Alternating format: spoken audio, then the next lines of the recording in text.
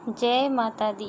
मैं रजनी दीक्षित ज्योतिषाचार्य आप सभी का बहुत बहुत स्वागत करती हूँ जय माँ दुर्गा ज्योतिष केंद्र के यूट्यूब चैनल पर। आज मैं आपको रविवार की व्रत कथा सुनाऊंगी। रविवार की व्रत कथा की विधि। सर्व मनोकामनाओं की पूर्ति हेतु रविवार का व्रत श्रेष्ठ है। इस व्रत की विधि इस प्रकार है।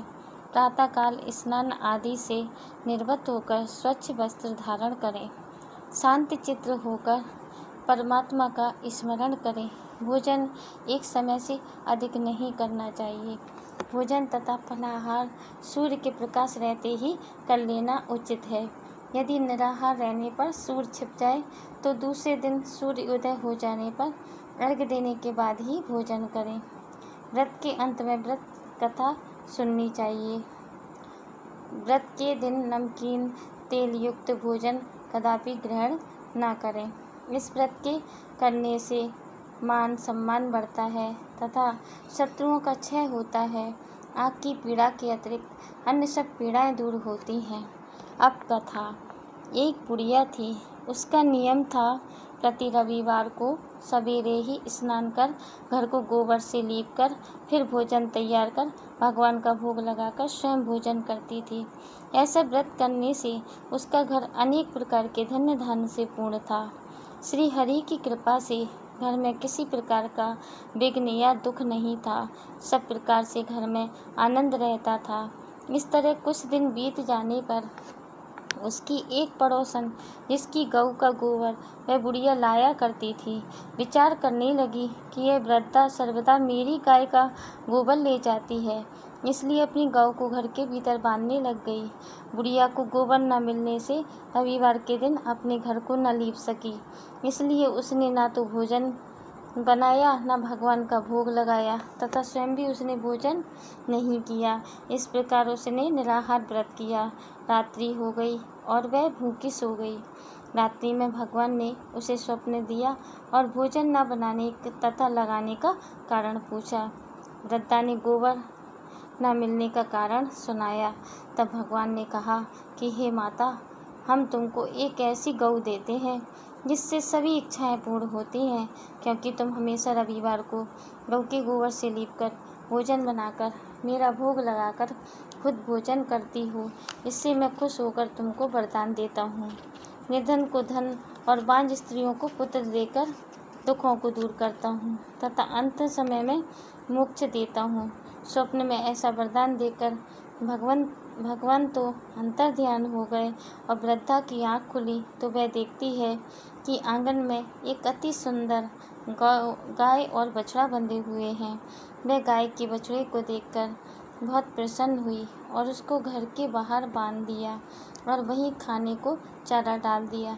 जब उसकी पड़ोसन बुढ़िया ने घर के बाहर एक अति सुंदर गऊ और बछड़े को देखा तो देश के कारण उसका हृदय जल उठा और उसने देखा कि गाय ने सोने का गोबर किया है, तो वह गाय का गोबर ले गई और अपनी गाय का गोबर उसकी जगह पर रख गई।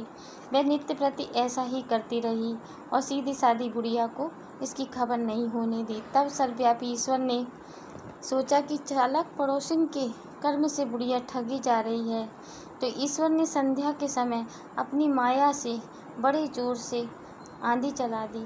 बुढ़िया ने आंधी के भय से अपनी गाय को भीतर बांध लिया।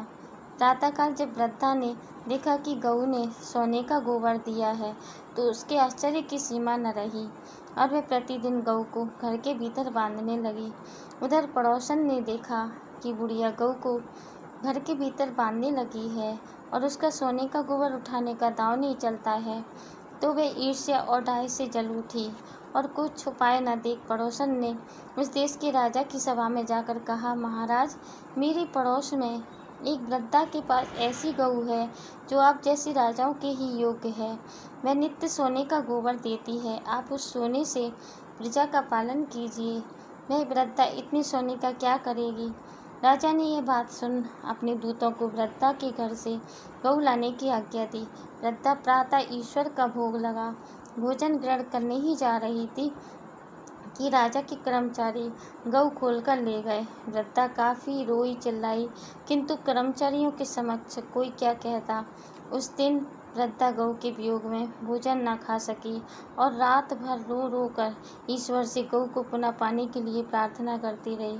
उधर राजा गऊ को देखकर बहुत प्रसन्न हुआ, लेकिन सुबह जैसे ही वह उठा, सारा महल गोबर से भरा दिखाई देने लगा। राजा यह देखकर घबरा गया। भगवान ने रात्रि में राजा को स्वप्न में कहा कि हे राजा, गाय वृद्धा को लौटाने में ही तेरा भला है। उसके रविवार के व्रत से प्रसन्न होकर मैंने उसे गाय दी थी। प्रातः होते ही राजा ने वृद्धा को बुलाकर बहुत से धन के साथ सम्मान सहित गौ बछड़ा लौटा दिया। उसकी पड़ोसन को बुलाकर उचित दंड दिया। इतना करने के बाद राजा के महल से गंदगी दूर हुई। उसी दिन से राजा ने नगरवासियों को आदेश दिया कि राज्य की तथा अपनी समस्त मनोकामनाओं की पूर्ति के लिए रविवार का व्रत रखा करो। व्रत करने से नगर के लोग सुखी जीवन व्यतीत करने लगे। कोई भी बीमारी तथा प्रकृति का प्रकोप उस नगर पर नहीं होता था। सारी प्रजा सुख से रहने लगी। बोलो सूर्य भगवान की जय। मेरे चैनल को सब्सक्राइब करें, वीडियो को लाइक और शेयर करें और आने वाले समय में मेरी वीडियो देखने के लिए बेल नोटिफिकेशन को ऑल पर सिलेक्ट करें।